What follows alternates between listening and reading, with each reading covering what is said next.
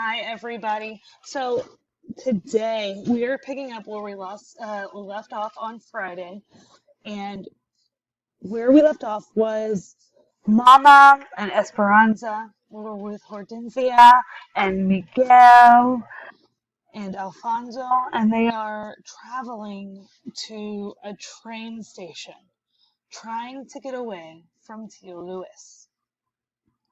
So let's jump back in where we left off. Esperanza stood at the station in Zedkis, tugging at the second-hand dress. It didn't fit properly, and it was the most awful yellow. And even though they had been out of the wagon for some hours, she still smelled like guavas. It had taken them 2 days to arrive in Zedkis. But finally, that morning, they left the wagon hidden in a thicket of shrubs and trees and walked into town. After the discomfort of the wagon, she was looking forward to the train. The locomotive arrived, pulling a line of cars and hissing and spewing steam. But they did not board the fancy car with the compartments and leather seats or the dining car with the white linens.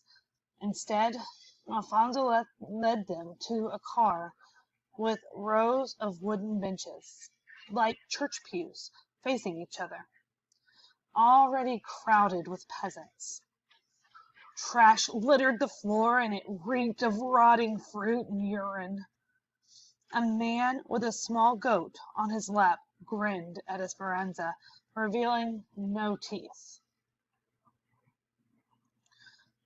Three barefoot children, two boys and a girl, crowded near their mother.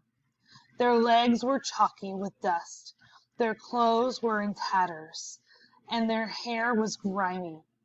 And an old, frail beggar woman pushed by them to the back of the car, clutching a picture of Our Lady of Guadalupe. Her hand was outstretched for alms, for money. Esperanza had never been so close to so many peasants before. When she went to school, all of her friends were like her. When she went to town, she was escorted and hurried around any beggars.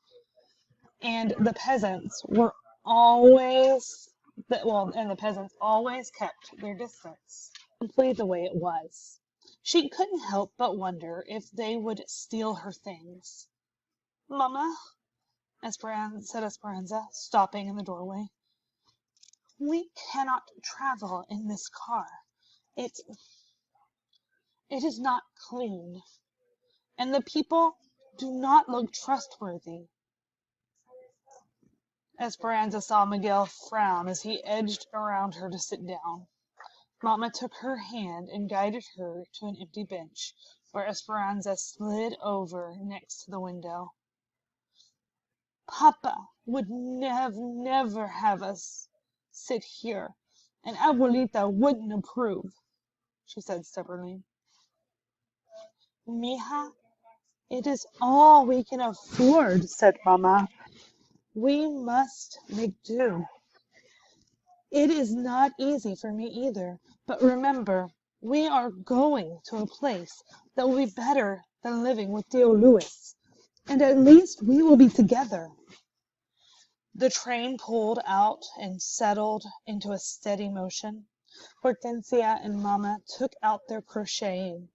Mama was using a small hook and white cotton thread to make carpetas, lace doilies, to put under a lamp or a vase. She held up her work to Esperanza and smiled. Would you like to learn? Esperanza shook her head. Why did Mama bother crocheting lace?